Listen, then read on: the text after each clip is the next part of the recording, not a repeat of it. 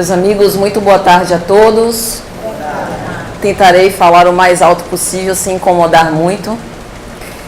Que Jesus nos abençoe e nos envolva com a sua santa e divina paz. Em primeiro lugar, eu quero agradecer ao convite merecido da casa, uma casa do meu coração. Agradecer a presença de todos vocês, em especial a presença de Alessandra, que é a nossa voluntária, nem estaria escalada para hoje, veio aqui nos ajudar. Coração caridoso de Alessandra. E que Jesus nos ampare para que nós possamos tecer algum comentário sobre a revelação espírita.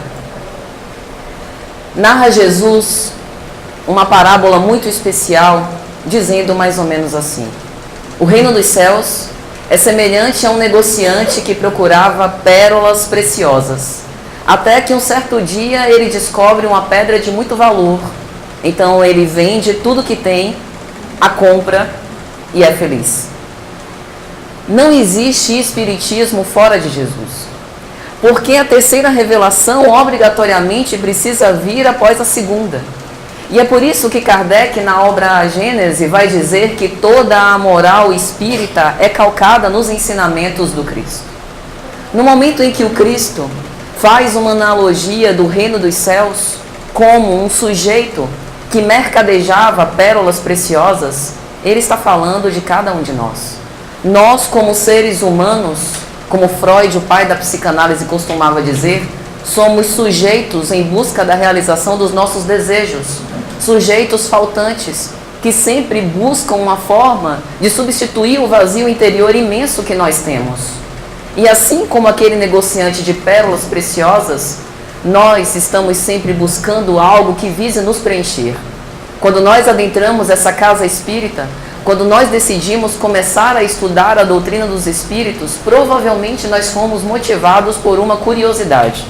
Uma curiosidade nascida numa grande aflição, na perda de um parente amado, numa doença que aparentemente pela ciência terrestre não teve explicação lógica contundente, pelo fato de sentir uma dor de um filho ingrato em relação ao qual nós demos o maior amor e ele por alguma razão não consegue compreender a nossa dedicação e o nosso desvelo. Cada um de nós, então, somos esses sujeitos desejantes em busca do preenchimento desse vazio. Mas veja que perfeito na figura dessa parábola. O negociante, em busca das pérolas preciosas, sabia aquilo que estava correndo atrás. E será que nós sabemos o que é que finalmente vai satisfazer os nossos desejos? Será que a gente sabe aquilo que nos falta? Porque para quem não sabe, qualquer caminho serve. Para quem não sabe onde ir, qualquer caminho serve. E nós que recebemos esse contato com a doutrina espírita, com essa revelação, estamos nas mãos, segurando uma pérola preciosíssima. E o que é que nós estamos fazendo com isso? De que me serve todos esses conhecimentos trazidos pela codificação? O que eu consigo reavaliar e mudar na minha conduta para que eu possa viver melhor, para que eu possa ser feliz? Porque qual de nós, meus amigos, que não decide ser feliz, que não deseja ser feliz? E aquele homem, percebendo o valor inestimável da pérola que ele tinha nas mãos, ele simplesmente despreza, descarta, se desfaz de absolutamente tudo que ele tinha. E será que nós estamos dispostos a nos desfazer de tudo que nós temos? Eu não me refiro aqui aos bens materiais, porque viver o Evangelho do Cristo não é fazer apologia à mendicância. Vejamos o exemplo de Joana de Cusa.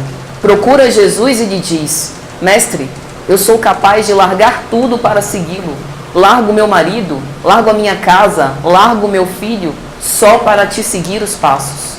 E o Cristo a desencoraja: não, Joana, o seu marido precisa de você, o seu filho precisa de você. Antes de começarmos, nossa amiga leu uma mensagem sobre a importância de honrar esse papel familiar, na conjuntura onde nós nascemos. Portanto, viver o Evangelho não significa desprezar a nossa família em prol de nos dedicarmos a Deus.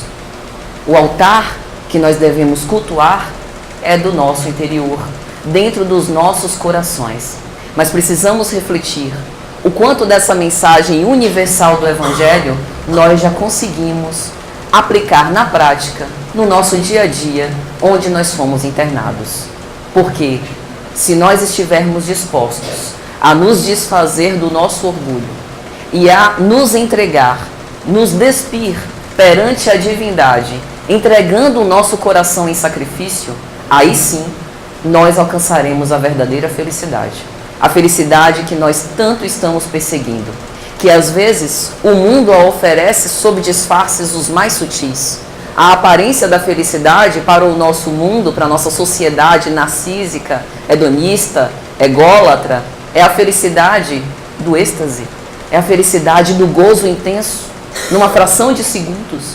E logo depois, nós somos acometidos de novo por um vazio triplicado e ficamos mergulhados numa profunda angústia, sempre procurando algo para saciar a nossa sede, como se nós estivéssemos com sede, estivéssemos procurando água do mar para beber, passando a ter mais sede ainda. Mas a proposta do Cristo é uma proposta um tanto quanto peculiar. É uma proposta de doar-se integralmente, de confiar irrestritamente naquilo que os nossos olhos materiais não conseguem ver. Mas é uma proposta de felicidade que ladrão algum vai roubar, porque é uma conquista de nós como espíritos imortais que somos. Então, eu acho que vale a pena. Todo e qualquer esforço que nós empreendermos agora, de todo e qualquer recurso que nós nos alijarmos em prol dessa pérola preciosa, todos esses esforços e dores valem a pena, porque tudo passa. As provas às quais nós estamos defrontados, o que são 80, 90, 100 anos para quem viver muito, em relação à eternidade que está descortinada e prometida para nós que somos espíritos imortais? Porque a proposta de Jesus é essa. Jesus na cruz mata a morte. Senão a promessa e o messianato dele não faria o menor sentido. Para que sofrer tanto? Para que ser tão flagiciado, vilipendiado? Para que ser apedrejado, açoitado, crucificado, se tudo terminasse ali? Mas na cruz, ele se coloca como uma ponte entre o céu e a terra, mostrando que a verdadeira vida não é essa, é a do mundo espiritual, a do mundo das causas. A verdadeira vida é uma vida invisível, porque, já dizia um famoso escritor, o essencial é invisível aos olhos. E ainda voltando a essa parábola, veja que ensinamento importante. Quando nós temos uma pedra preciosa, além de reconhecermos o seu valor, nós em geral guardamos ela em segurança. Mas a pérola tem um detalhe ainda mais sutil. A pérola, ela é nascida dentro da concha de um molusco. Ela está no interior.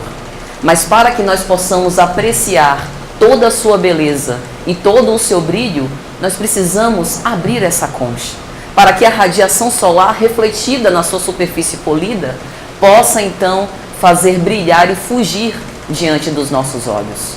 E como que anda essa pérola no nosso interior? Como que anda a figura do Cristo dentro dos nossos corações? O Cristo está adormecido ou ele está desperto? Como que anda o brilho da nossa centelha luminosa perante os olhos de Deus? É sobre isso que a revelação espírita fala. Então, convido a todos nós para fazermos uma incursão em uma viagem no Evangelho de João, no capítulo 14, versículos 15 a 26. Jesus disse assim: Se me amais, observareis os meus mandamentos, e eu rogarei ao Pai, e eles vos dará outro paráclito. Em algumas traduções, outro paracleto. Veja, se nós amamos Jesus, significa que nós já fomos sensibilizados pela grandiosidade da mensagem divina. Nós, despertos, percebemos que a proposta de amor infinito, de amor renúncia, de amor aos nossos inimigos, é uma proposta difícil. É andar pela porta estreita, mas a gente já entende que aquilo dali é o caminho certo. Então, se a gente já consegue compreender, por que a gente ainda está tão reticente a viver o Evangelho? Por que aqueles homens simples, que eram cobradores de impostos, que eram pescadores, por que eles se sentiram tão arrebatados? E nós, que tivemos o acesso ao estudo, que tivemos acesso à codificação kardeciana de uma forma muito mais clara dos ensinamentos do Cristo, Por que intelectualmente a gente não consegue sentir e se arrebatar como aqueles homens fizeram? Talvez porque a nossa confiança não chegue até a fidelidade irrestrita. Talvez porque nós ainda estejamos buscando nas coisas materiais e transitórias a fortaleza que o Senhor nos oferece. Talvez porque, como Tomé, nós ainda possamos estar repetindo o erro de ter que ver para crer. Então, meus amigos, a proposta é, uma vez que nós já estamos sensivelmente arrebatados por essa mensagem cristã, que nós possamos observar e viver o Evangelho nas nossas conjunturas atuais do jeito que dá. Se eu ainda não consigo amar o meu adversário a ponto de abraçar-me com ele, chamar para jantar, ir no cinema, que pelo menos eu não lhe desejo mal. E eu comece a colocá-lo nas minhas orações. Porque essa resistência que eu tenho em relação ao outro vai magicamente se diluindo. A oração é esse fortalecimento e alimento para as nossas almas, a fim de que nós possamos enfrentar esses desafios com mais perseverança e felicidade. Assim, nós estaremos fortificando essa relação que nós já mantemos com Deus e que às vezes nós mesmos, pela nossa incúria, nos afastando da mensagem divina, a enfraquecemos.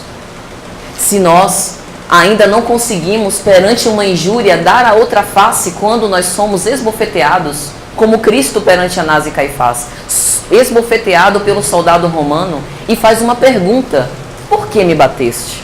Se a gente ainda não tem essa serenidade imperturbável, que pelo menos a gente peça misericórdia e forças a Deus para ter mais resistência moral para superar todas essas tentações. Mas existe uma parte do Evangelho que eu tenho certeza, eu afianço, que todos nós aqui, com um pouquinho de boa vontade, já conseguimos praticar. Benevolência para com todos. Estabelecer relações saudáveis com os nossos amigos. Ainda que alguém não expose as mesmas convicções e ideais que eu abrace, que eu respeite, que a criatura tenha a liberdade de pensar o que ela quiser. Mesmo que seja da minha família, mesmo que seja o meu marido ou o meu filho, nenhum de nós tem o direito de tolher a liberdade de consciência de quem quer que seja. Ainda que o outro discorde de mim, é um direito que ele tem, porque qual de nós que detém a verdade? A verdade só pertence a Deus. Nós temos pequenas dimensões, porções parciais de toda a verdade. Então não nos cabe perder tempo com discussões infrutíferas. E assim é que nós percebemos que se a gente realmente empreender esforços, já dá para viver o Evangelho. Mas Jesus disse, nem tudo que ele poderia dizer naquele momento seria um momento azado. Veja como Deus é bom. Deus espera a nossa maturidade espiritual. Ele espera o andar dos anos, quando os grandes gênios da humanidade iriam despertar as nossas consciências para a verdade divina. Ele espera especialmente o século XVII, quando naquele caldo de cultura surge o iluminismo. E dentro desse panorama, principalmente na Europa, notadamente da França, o desenvolvimento da ciência e da filosofia. E é naquela conjuntura que nós, já conseguindo reflexionar sobre o que há além do corpo físico, colocamos, através da codificação por Allan Kardec, uma pérola preciosa nas mãos da humanidade, a revelação espírita. Mas, até aqui, cumpre a gente reflexionar. Será que o Consolador prometido é mesmo a revelação espírita? Porque se Kardec orientou-nos a sempre utilizar o crivo da razão, devemos analisar tudo. Então vamos juntos analisar se realmente há lógica nessa afirmação. Prosseguindo ainda no capítulo de João, disse Jesus, o Paracleto, o Espírito Santo que o Pai enviará em meu nome, vos ensinará tudo e vos recordará tudo o que eu vos disse. Quando, a partir de 1850 aproximadamente, começam a explodir médiuns e através deles a comunicação dos espíritos em diversos locais do globo, e o codificador se debruça numa extrema ação de renúncia para catalogar as perguntas e respostas, parêntese, abril deste ano faz 162 anos da publicação de O Livro dos Espíritos. A partir daquele momento, são as almas dos homens que habitaram a Terra que começam a falar com o codificador. E, como nós, por exemplo, se eu não conheço uma cidade europeia, eu converso com um habitante dessa cidade e passo a conhecer a vegetação, o costume cultural, o que acontece durante o dia nessa cidade, durante a noite, como são as escolas, os espíritos vêm do mundo espiritual nos narrar como acontecem as coisas no mundo das causas. Como que se dá a relação dos espíritos com o mundo corporal?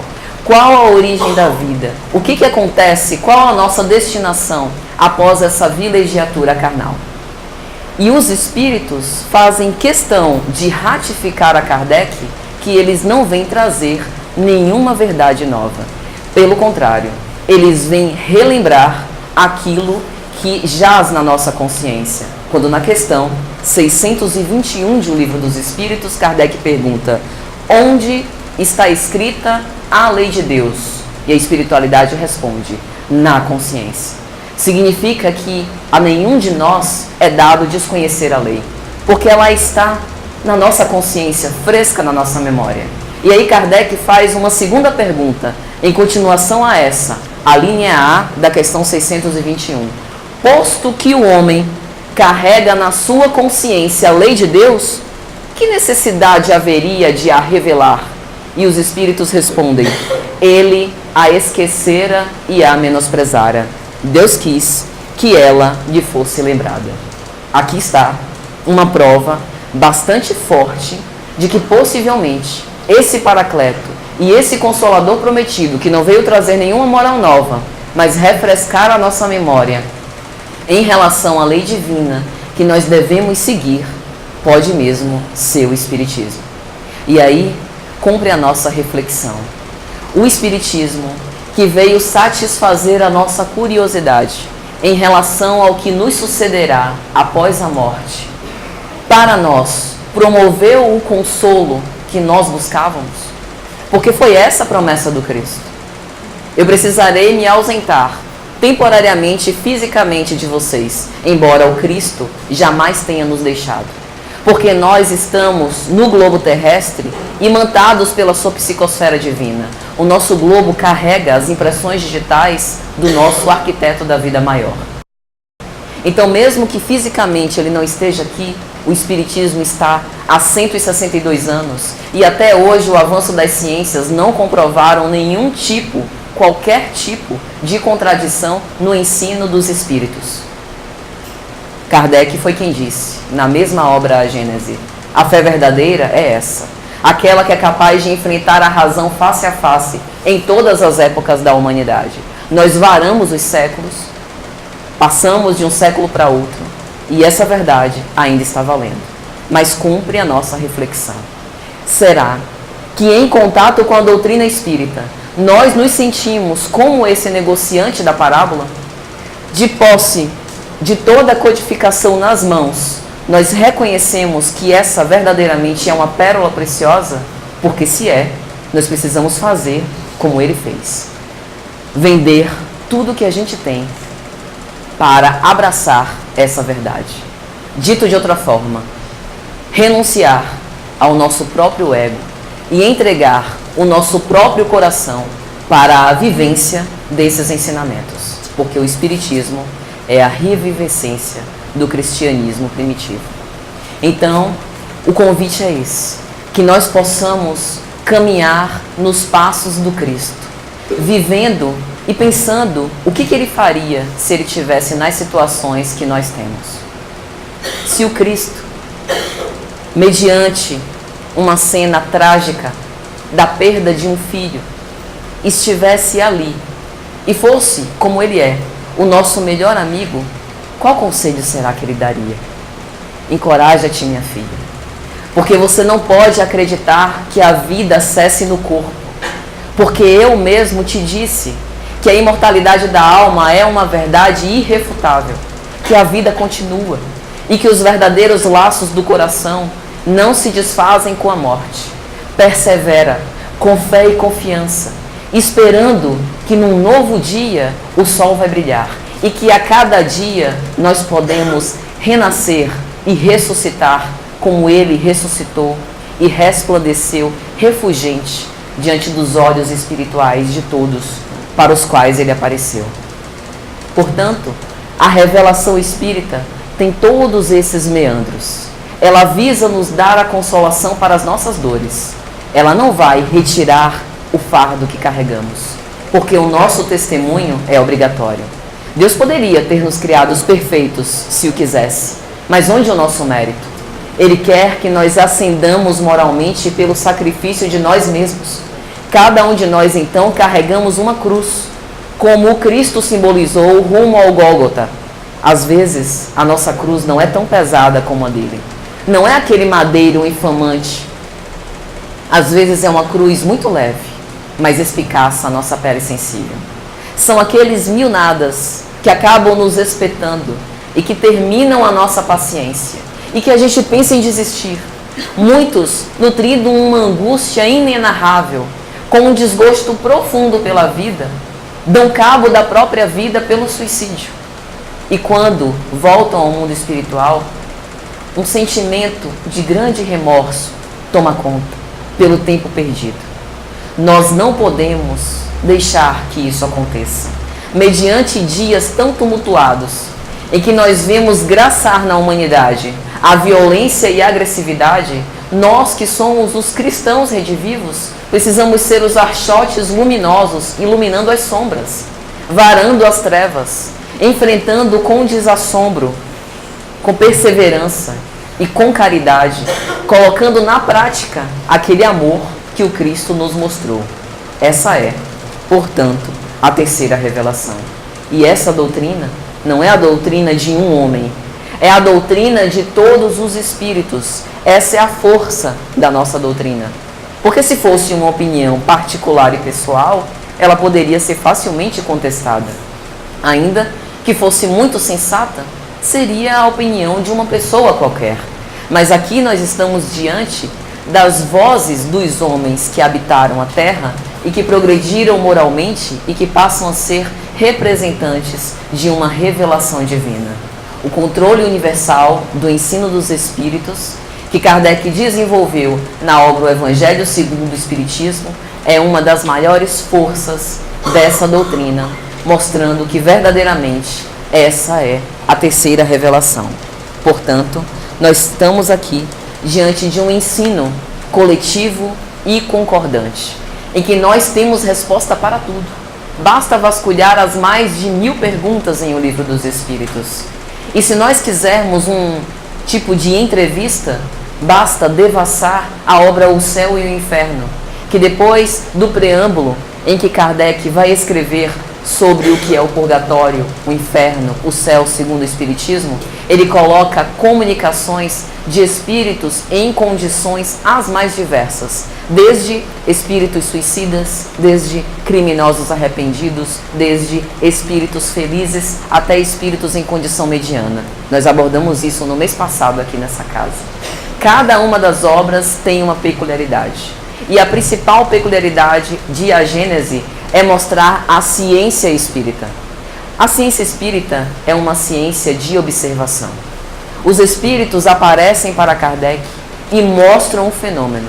E ele, um pedagogo cético, que não acreditava em espíritos, começa a achar curioso. Porque aqueles que se comunicavam, que ele nem sabia direito o que eram aquelas inteligências, tinham uma vontade própria. Então ele imaginou que um efeito inteligente deveria provir de uma causa igualmente inteligente. Movido pela curiosidade, resolveu se debruçar sobre o fenômeno e investigar. E graças a esse comportamento, fugindo de toda a mistificação, indo pela via sensata, ele se dedicou por mais de 15 anos a esse mistério. Muitos de nós nos lembramos de Kardec pelo seu senso lógico, pelo seu raciocínio, mas esquecemos que ele foi um homem que profundamente amou. Um homem que dedicou uma boa parte da sua vida numa ação de renúncia completa e contou com a colaboração da sua esposa para a codificação. Realmente é um homem que muito amou toda a humanidade, nos deixou um legado que ficará para sempre conosco.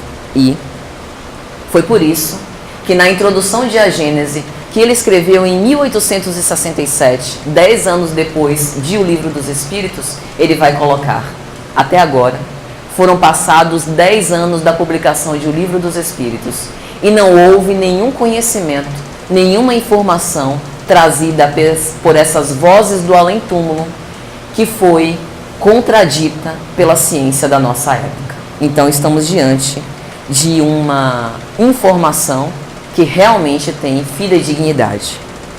A palavra revelação, que é o tema da nossa palestra de hoje, pelo dicionário da Bíblia de J.D. Douglas, vem de revelare, do latim, que significa tirar o véu. No momento em que nós temos essa revelação pelos Espíritos, é o véu da nossa ignorância que cai. É o véu do nosso orgulho que cai. É o véu da nossa hipocrisia. Porque, até então, nós poderíamos dizer que a linguagem parabólica de Jesus ficaria para a nossa subjetividade, para cada um dizer o que entende daquelas histórias. Veja como Jesus, pedagogo exemplar, tinha uma profunda inteligência da alma humana. Ele deixa os seus ensinamentos, boa parte deles, através das parábolas, que são histórias que nós podemos repeti-las com a nossa emoção, sem trair o teor essencial da mensagem. E cada um de nós, ao ler essas histórias e ao tentar interpretá-las, nós alcançamos com a nossa consciência uma parte de todos aqueles ensinamentos profundos. Se nós contarmos a uma criança, ela poderá depreender uma parte dessa história. Se nós contarmos a um profundo legislador, ele também vai entender, de acordo com a sua percepção, aquela história. Ela é acessível a cada um de nós. E essa é a função da revelação espírita. Kardec também vai dizer na obra Gênese: é uma informação que é acessível a todos. Basta que nós nos debrucemos a estudar e a entender os seus ensinamentos. Mas é um ensinamento que é melhor compreendido se vivido. Por isso que Jesus acercou-se dos discípulos simples e iletrados. Eles não tinham o acesso à academia da época, como os judeus, como os fariseus. Mas eles conseguiam entender a mensagem divina porque eles estavam dispostos a viver aquela mensagem. E cada vez que a gente busca viver esses ensinamentos trazidos pela doutrina espírita, mais a gente se apaixona pela forma consoladora com que ela apresenta esses ensinamentos. Então, meus amigos, este é o convite. Nós que estamos aqui, reencarnados num planeta de provas e expiações, somos os trabalhadores da última hora. Nós estamos com as condições e os recursos mais favoráveis para poder nos aprimorar moralmente, por incrível que pareça. Pode parecer estranho. Recursos favoráveis com os senhores que estão no alto escalão da política, tão insensatos e desnorteados, recursos favoráveis. Nós temos os ensinamentos de Jesus, que é uma pérola preciosa nas nossas mãos. Nós temos a decodificação desses ensinamentos de uma forma clara e correlacionada com as ciências e filosofia da nossa época, através da doutrina espírita. Então, se nós ainda não nos sensibilizamos com os ensinamentos do Cristo, com a revelação espírita, e não nos sentimos motivados a viver, não é a materialização dos espíritos que irá nos convencer. Vou contar uma história. Parábola do mal rico. Havia um homem que tratava-se magnificamente todos os dias com púrpura e linho. E um pobre, à sua porta, de nome Lázaro, tinha o corpo completamente ulcerado, cheio de feridas. Aquele homem, que não se compadecia do pobre largado à sua porta, dava-lhe migalhas, e os cães vinham-lhe lamber as feridas. Ocorreu que a morte, que é uma grande democrática, nos abraça a todos, nos quer a todos. A gente que às vezes corre dela. A morte arrebatou os dois homens, o homem rico e Lázaro. Lázaro foi para o seio de Abraão, um dos patriarcas do povo hebreu. E aquele homem rico ardeu no fogo do inferno. E enquanto nessa figura mitológica do fogo do inferno, o homem ardia em chamas, ele avistava Lázaro de longe, lá no seio de Abraão, no céu, numa daquelas nuvenzinhas bem felpudas. E aí pediu a Lázaro: Lázaro, molha o teu dedo na água pura e vem saciar a minha sede. E Abraão que respondeu: Lázaro não pode, porque a distância e o abismo imenso que há entre ele e ti não consegue ser devassado. E aí aquele homem rico, desesperado, passando um tormento incrível, exorta: então eu peço que Lázaro vá até os meus familiares, porque eles também são ricos e eles também não se compadecem pelos mais pobres e miseráveis, um erro que eu cometi. Pede para Lázaro ir lá, porque se eles virem Lázaro, eles farão penitência. E Abraão responde: eles têm Moisés e os profetas, que os sigam. Ainda que um dos mortos se materializasse, eles não fariam penitência. Veja que ensinamento grandioso. Nós temos Moisés e os profetas. Nós temos Jesus. Nós temos a doutrina espírita. E será que a dor do outro nos comove? Será que a gente já consegue se sensibilizar pelo outro que está numa extrema penúria? E nós que estamos tão abastados, podendo repetir o muito que temos para dar-lhe o suficiente para não morrer, será que a gente já faz isso? Essa figura da parábola, ela é bem contundente para a caridade material. Mas agora, aproveitando e falando um pouco da caridade moral, será que os nossos dotes de paciência a gente já consegue doar aos outros? Porque se eu sou muito paciente, eu posso ensinar aquele que é colérico e agressivo a ser uma pessoa melhor. Eu não preciso me furtar da convivência. Porque se Jesus, imagine se Jesus quisesse furtar-se da convivência conosco, o quanto que nós não padeceríamos. Imagine se no primeiro açoite, se na primeira pedrada, se na crucificação ele dissesse: eu desisto da humanidade, eu vou voltar para os cimos superiores. Coitados de nós. Então nós também precisamos ter essa boa vontade para resistir. É difícil. Há pessoas difíceis que nos tiram do sério, mas às vezes é a gente que implica. Mas existem as situações e as conjunturas difíceis, mas nós precisamos perseverar, porque isso passa e a gente vai ganhando resistência moral. São esses os nossos testemunhos. Perseverando até o fim, seremos salvos. Foi a proposta do Cristo. Pois aquele que perseverar até o fim, esse sim será salvo. Então, meus amigos, é a revelação espírita que nos mostra todas essas coisas. Os mistérios e os milagres foram todos desvendados pela codificação. Se nós quisermos entender a transfiguração no Monte Tabor, está lá em A Gênese. Se nós quisermos entender a passagem emblemática de Jesus tentado, entre aspas, no deserto, nós percebemos que foi uma linguagem parabólica e está inserta também em A Gênese. Se nós quisermos entender o passe, é só nos debruçarmos no capítulo 14 de A Gênese, que fala sobre os fluidos.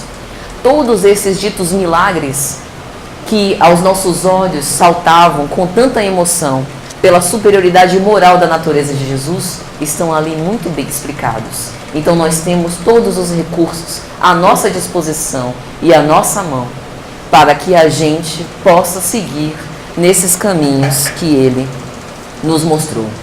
E aí, falando da primeira revelação, nós temos que começar pelo princípio. Pensamos em Moisés. Num belo dia, Moisés estava no Monte Horebe, pastoreando as ovelhas do seu sogro, quando de repente ele percebe um arbusto pequeno ardendo em chamas. Só que era um arbusto diferente. É o que em Êxodo capítulo 3, versículo 14, o livro anota como uma sarça ardente. Ela ardia sem se consumir. Bem se vê que não é qualquer fogo, nem é qualquer arbusto. E aí Moisés se aproxima um tanto quanto intrigado, curioso, e dali a pouco a sarça conversa com ele. Moisés, Senhor, Yahvé se apresenta através da sarça ardente. Moisés, eu tenho visto que o povo eleito de Israel tem sofrido muito na mão do Egito. Eu quero que você vá lá. Senhor, eu não vou não, porque o pessoal do faraó, né, é complicado. Moisés, você vai. E aí nesse capítulo, nesse versículo de Êxodo tem assim: e disse Deus a Moisés, eu sou aquele que é. E disse mais, assim dirá aos filhos de Israel, eu sou, me enviou a vós. Deus se apresenta como eu sou, aquele que é, aquele que existe antes de tudo quanto existe, como o Espiritismo vai dizer.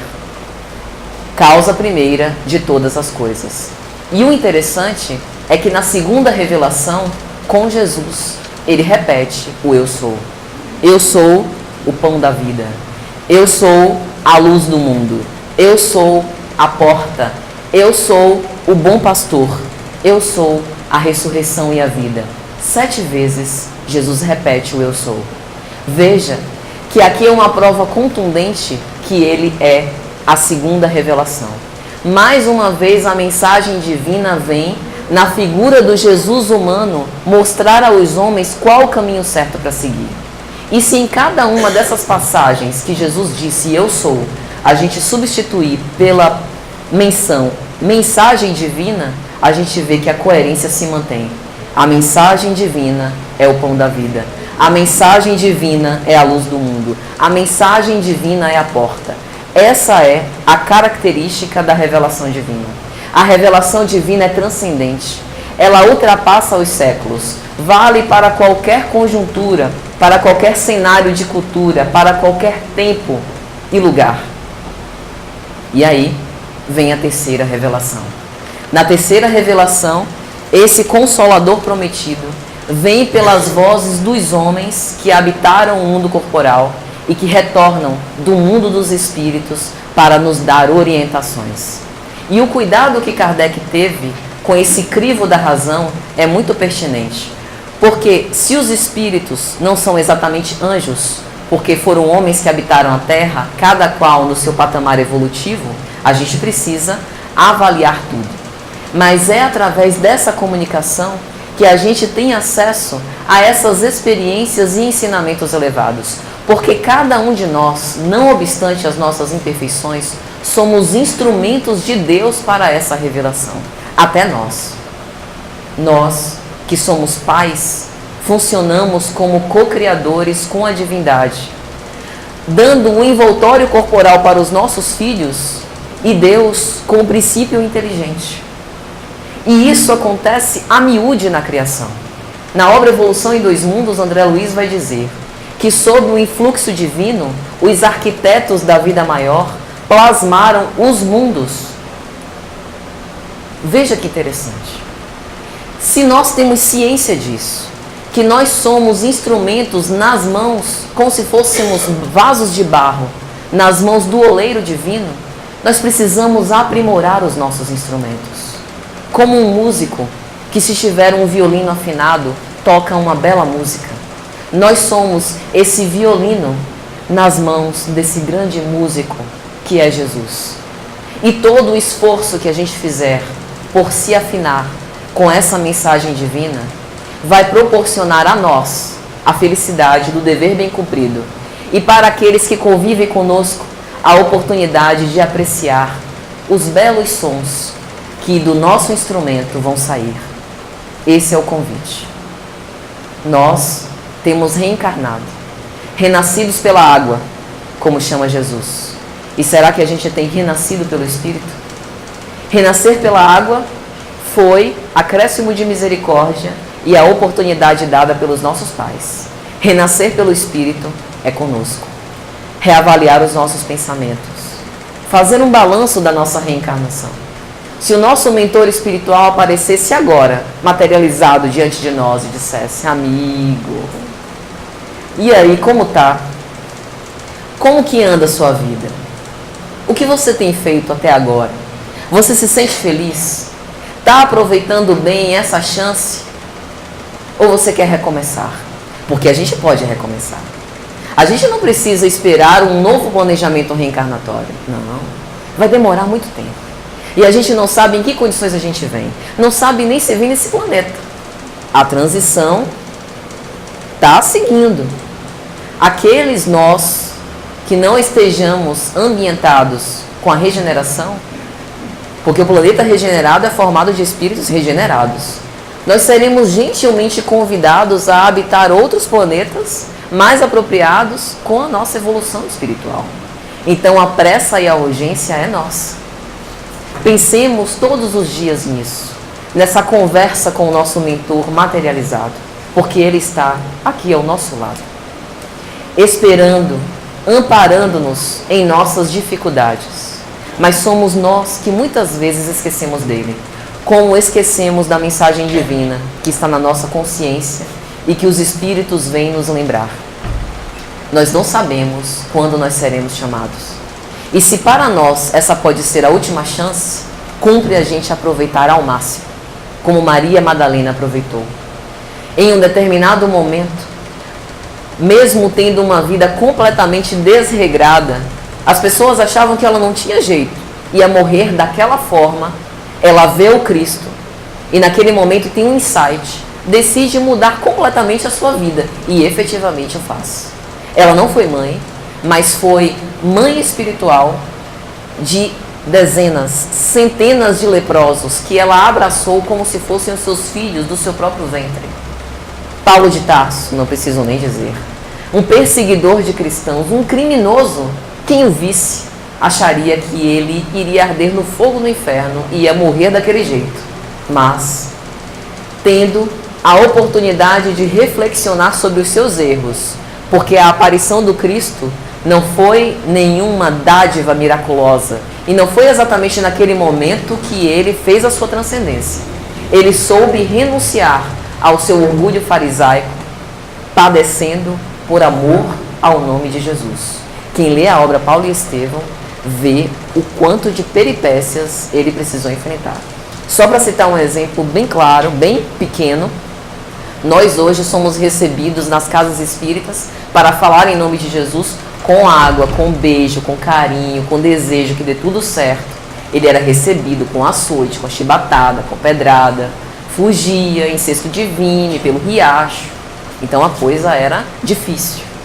Então, meus amigos, se nós estamos com esses recursos nas nossas mãos, vamos aproveitar, agarrar essa oportunidade com unhas e dentes, porque, como se diz popularmente, agora vai. E João, no capítulo 14, versículo 17, vai dizer: o Espírito de verdade, que o mundo não pode acolher, porque não o vê, nem o conhece, vós os conhecereis, porque permanece convosco e em vós será. Será que nós estamos reconhecendo nessa mensagem dos Espíritos a força e a grandiosidade dessas palavras? O Cristo pediu que nós reconhecêssemos esse valor, abraçássemos a mensagem e fôssemos, portanto, os seguidores dessa nova revelação. Na obra O Consolador, Emmanuel vai sintetizar de uma forma muito poética as três revelações. Ele vai dizer na questão 271 o seguinte: Moisés e a sua mensagem escrita funcionaram como a justiça. Sabemos que Moisés também foi legislador e há cerca de 613 mandamentos lá na Torá. Mas de todos esses mandamentos, estes passaram, junto com as cenas transitórias da cultura da época. Mas o que ele recebeu no Decálogo, aqueles mandamentos de procedência divina, esses não passaram jamais. E eles serviram para, através da justiça, da disciplina, do conhecimento do amor a Deus acima de todas as coisas, do amor ao próximo como a si mesmo, desde Moisés nós já tínhamos o amor ao próximo como a si mesmo, serviu para moldar, para preparar os solos dos nossos corações para a mensagem de amor de Jesus. E aí, na segunda revelação, Jesus vem ampliando o conceito do amor ao próximo como a si mesmo. Ouvistes o que foi dito: olho por olho, dente por dente. Odiarás os teus inimigos. Eu, porém, vos digo: amai os vossos inimigos. Orai por aqueles que vos perseguem e que vos caluniam. A proposta dessa oração e desse amar os nossos adversários é porque, em verdade, nós não temos adversários. Quando nós oramos o Pai Nosso, nós instituímos ali a paternidade divina. Então nós não temos adversários, nós temos irmãos. Mas às vezes nós carregamos os nossos próprios adversários internos. E através de um fenômeno de projeção queremos colocar a culpa em alguém. Como às vezes, não raras vezes, o nosso ego nos protege em nos sacrificar, nos maltratar e assumir a responsabilidade pelas nossas delinquências, a gente acusa o outro, que é mais fácil. E é por isso que a contribuição de Jesus é tão preciosa, porque ele nos chama para assumir a nossa responsabilidade sem culpa, sem martírio. Não precisa se martirizar. Basta reconhecer que nós temos participação direta naquilo que escolhemos, no que escolhemos pensar, no que escolhemos fazer, no que escolhemos plasmar. E é para lá que nós vamos. Por isso que o céu e o inferno não são locais específicos para onde a gente vai. O céu e o inferno é o que a gente já vem plasmando durante a nossa vida. Porque a nossa primeira morada é essa nossa psicosfera individual.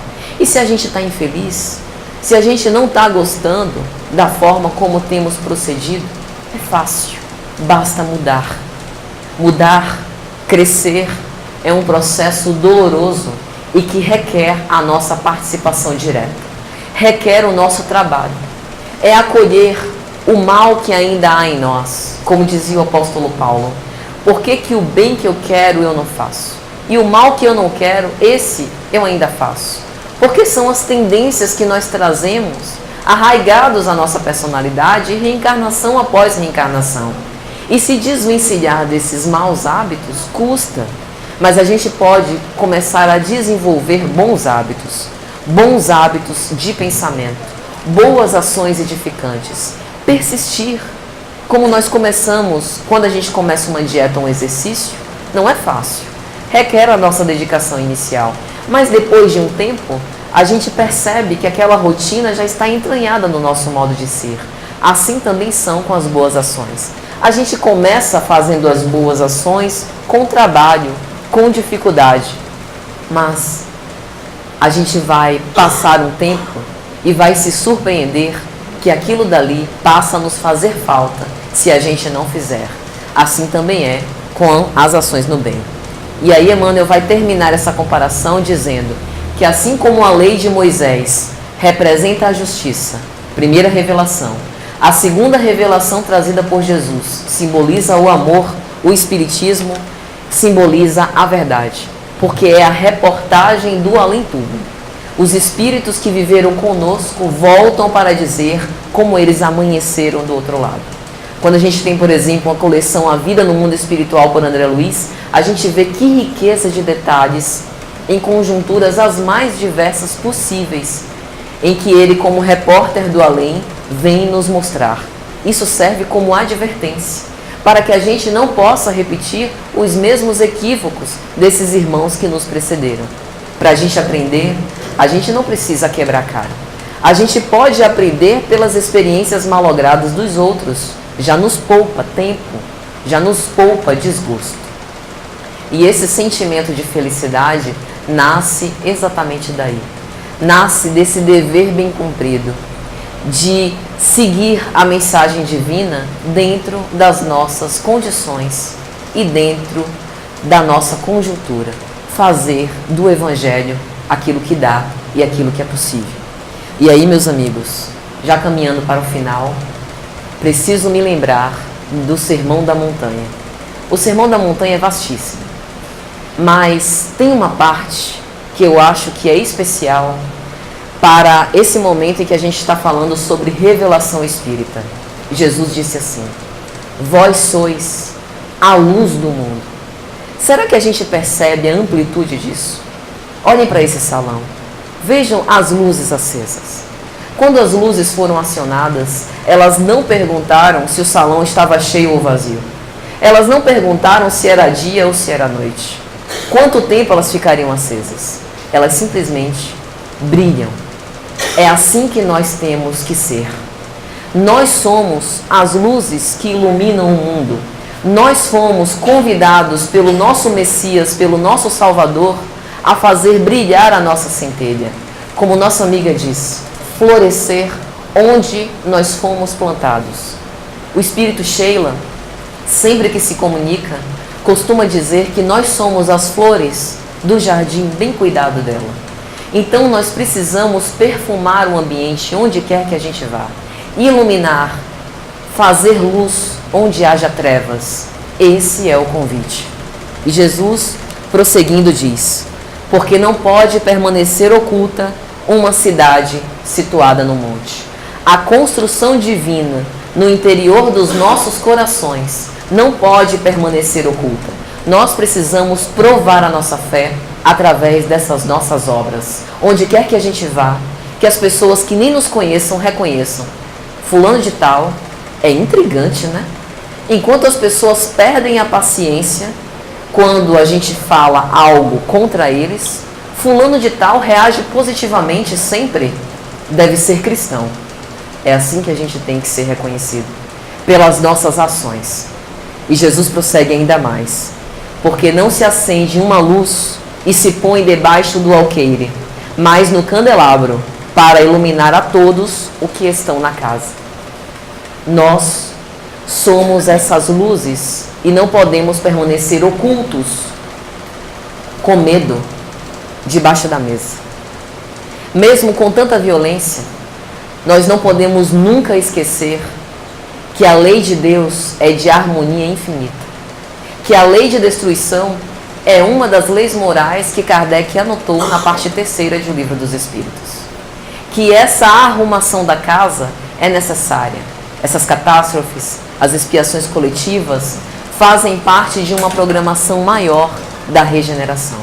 Nós não podemos nunca titubear na nossa fé, porque nós somos essas luzes que precisam iluminar os nossos caminhos e o caminho dos nossos irmãos. O convite é esse. É um convite desafiador, mas a luz se sente feliz pelo fato de se fazer útil. Somos nós também que precisamos nos sentir felizes pelo fato de sermos úteis aos nossos semelhantes. O psiquismo divino, o psiquismo crístico de Jesus, decidiu internar-se num corpo físico que é uma prisão para sua alma tão amorosa.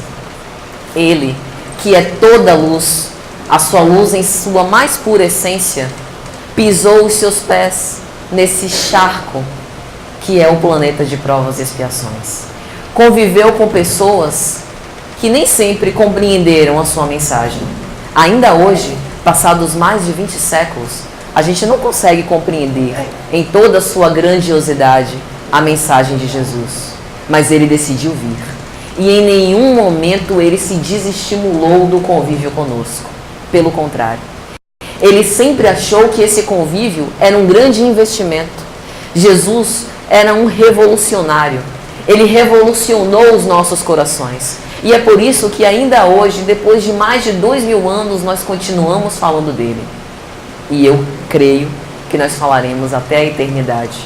Esse investimento que ele fez é essa mudança interior. E nós precisamos copiar esse exemplo. Sem pretender mudar ninguém, revolucionar a nós mesmos. Porque quando nós mudamos, tudo muda. O mundo em transição progride materialmente. E todos nós, reformados, progrediremos moralmente. Seremos essas luzes a iluminar o mundo. Portanto, que possamos ouvir o convite de Jesus e, pela revelação espírita, seguir esses ensinamentos que tão carinhosamente esses irmãos se desvelaram para nos apresentar. O nosso contato com os espíritos desencarnados são como ondas. Nós vamos trocando de papéis com eles. Estamos agora na carne e eles que nos precederam voltarão, trocando de papéis e trocando de lugar conosco. E é através dessa cooperação fraternal que todos nós evoluiremos. A sociedade capitalista tenta nos vender que nós somos concorrentes uns dos outros, que a gente tem que se preocupar com a nossa subsistência e a nossa satisfação primeiro, que o outro vem depois, que o mundo é de quem é mais esperto, que aquele que renuncia é besta e fica para trás. Nós todos já temos a nossa medalha de condecoração, só esperando o nosso esforço para ir lá buscar. Nós temos o nosso pódio garantido, não estamos concorrendo com ninguém. Nós somos irmãos e podemos evoluir todos juntos, de mãos dadas. Não precisamos ver no outro um adversário. Somos amigos e irmãos. Meus amigos, que Jesus nos abençoe hoje, agora e sempre. E que possamos acreditar nessa mensagem imorredora. Muita paz.